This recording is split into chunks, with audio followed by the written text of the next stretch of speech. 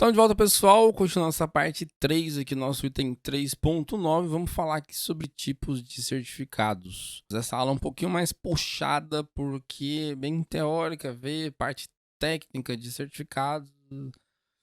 E é isso. Muitas CAs oferecem uma ampla gama de tipos de certificados. Essa seção lista muitos tipos de certificados. Começando com o Mild Card, que seria um certificado coringa, uma tradução meio literal. Fornece validação para todos os subdomínios em um domínio registrado. O Mild Card, né, de, por exemplo, asterisco.competia.org, tem um certificado também fornecer autenticação para www, um subdomínio certificação, subdomínio help, learning, qualquer outra coisa com base em competia.org. Um CN pode ser um nome coringa, ou seja, um nome comum ali, né? Subject Alternative Name, que é aquele são, nós tá vendo aquele de novo, certificado de nome alternativo de entidade, oferecem suporte a uma variedade de nomes para uma única entidade, como nome do host, nome do site, endereço IP, e nome comum. Um certificado SAN é usado para fornecer autenticação a vários nomes, mas apenas aos nomes especificamente definidos.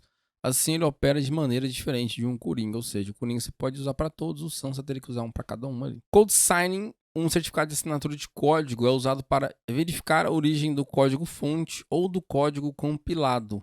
É um meio para um programador, desenvolvedor ou fornecedor provar a autenticidade e integridade de suas soluções de software. Um certificado de assinatura de código pode identificar o autor do código, obviamente. Self-signed seria um certificado autoassinado. Ele é um certificado assinado pela mesma entidade pela qual se identifica. Você fala e filma, né, ao mesmo tempo. É tipo isso. Uma CA raiz emite o seu primeiro certificado para si mesma, como certificado autoassinado, e qualquer membro de sua confiança de mesmo nível também emite certificados autoassinados. Se você comparar os detalhes do assunto e do emissor de um certificado e os dois valores forem os mesmos, então é um certificado autoassinado, né? La garantia sou eu. Um certificado de máquina, um certificado de computador é emitido para verificar a identidade de um dispositivo em vez de um serviço ou de um usuário. Esse tipo de certificado é normalmente usado para identificação de computadores em um domínio. Fazer limitação de utilização e tudo mais, né? Às vezes precisa desse certificado aí para fazer alguns servidores proxies lá, né? Para utilizar a parte de inspeção de SSL. E-mail. Um certificado de e-mail é usado para verificar um endereço de e-mail específico. Os certificados de e-mail são usados para assinaturas digitais e criptografias de e-mail. Usuário, um certificado de usuário é usado para verificar uma pessoa individual específica. Esses certificados são normalmente usados para autenticação, criptografia e outros fins. Um certificado raiz é o certificado autoassinado emitido por uma CA para si mesmo, como meio de estabelecer sua estrutura de confiança, na qual outros dispositivos podem entrar ao receber certificados confiáveis de terceiros, inicialmente emitidos apenas da raiz, mas posteriormente para serem emitidas por outras CAs intermediárias ou subordinadas dentro da hierarquia de confiança. Os certificados raiz de CAs confiáveis são armazenados em computadores. Já tem uma questão lá de deixar desativado e tudo mais, enfim. Domain Validation, os certificados de validação de domínio validam o nome de domínio, em vez de um dispositivo, servidor ou hardware de sistema específico. Quando um certificado tem validação de domínio, significa que o solicitante do certificado tem algum grau de controle sobre um domínio DNS. A CA tenta estabelecer contato com o solicitante por telefone ou e-mail, a fim de fornecer aos clientes uma prova adicional da confiabilidade da organização e do certificado. Esse Extended Validation é uma coisa bem bacana. Eu lembro até de ver isso aqui quando foi lançado. Tava vendo isso no olhar digital, enfim. Um certificado de validação estendida é emitido quando a CA gasta um esforço adicional considerável para validar e verificar a identidade do assunto antes de emitir o certificado. Os requisitos e critérios para emissão de certificados EV são definidos pelas diretrizes da validação estendida. O uso de certificados EV dá aos usuários finais a sensação de que podem confiar nas entidades verificadas e, teoricamente, melhorar a segurança, porque a CA gastou um esforço extra para verificar se eles são quem afirmam ser.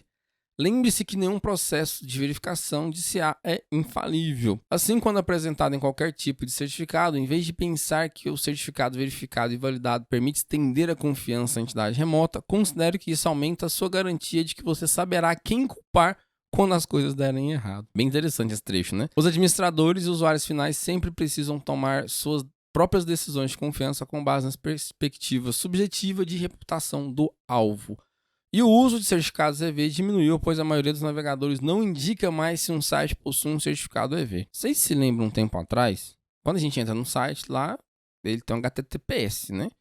E aí lembram que no navegador, na URL, ele aparecia o nome mais puxadinho, maior. Aparecia o nome completo do site, pelo menos do domínio. Todo em verde, por exemplo, se acessar no site da Compti, ele aparecia lá, Compti e tal. E aí essa partezinha aqui, ela tava toda em verde. Era esse certificado de validação estendida. Se você acessar algum site, isso aí, os navegadores não mostram mais isso aí. Um tempo para trás mostrava. Então, que tinha essa diferença, né? Quando você logava no site, aparecia o nome completinho, mais verdinho e tudo mais. Como o navegador parou de mostrar isso, isso acabou caindo em desuso. Vamos seguindo aqui para formatos de certificado. Essa parte que eu falava, que era um pouco mais puxadinha, achei que era anterior, mas está nessa daqui. Existem vários formatos de certificado. Um formato de certificado é como as informações definidas em um certificado X509V3 são codificadas em um arquivo. Embora vários formatos sejam intercambiáveis ou interoperáveis, isso não é uma verdade universal. Começando aqui com o DER, ele Distinguished Encoding Rules é uma técnica de codificação de arquivo de certificado e extensão de arquivo. DR é uma formação binária em vez de ASCII2, que é usado pelo PEN, a gente vai ver mais para frente.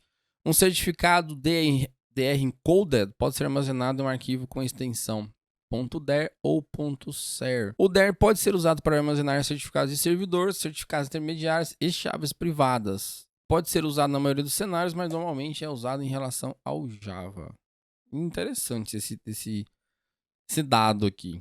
Por isso que eu falei que é bem chato, porque, tipo, é só parte técnica, descritiva, assim, meio decorebinha, né? Privacy Enhanced Electronic Email, seria o PEN, é um formato de certificado que usa base 64 em ASCII2 para codificar os detalhes do certificado em um arquivo de extensão, que ele pode ser .pen, .crt, .ser ou .key. Os arquivos de certificado PEN incluem os delimitadores Begin Certificate e End Certificate.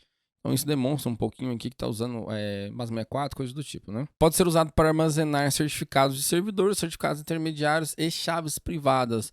É o formato mais comumente utilizado, esse .pen aí. PFX, que seria a Personal Information Exchange, troca de informações pessoais, ou PKCS12, ele é um formato certificado que armazena dados de certificado em binário. Os arquivos PFX têm extensão PFX ou P12. É um certificado baseado em DER, usado para o mesmo propósito que o P12. O PFX é mais comumente usado em sistemas Windows para importar e exportar certificados e chaves privadas.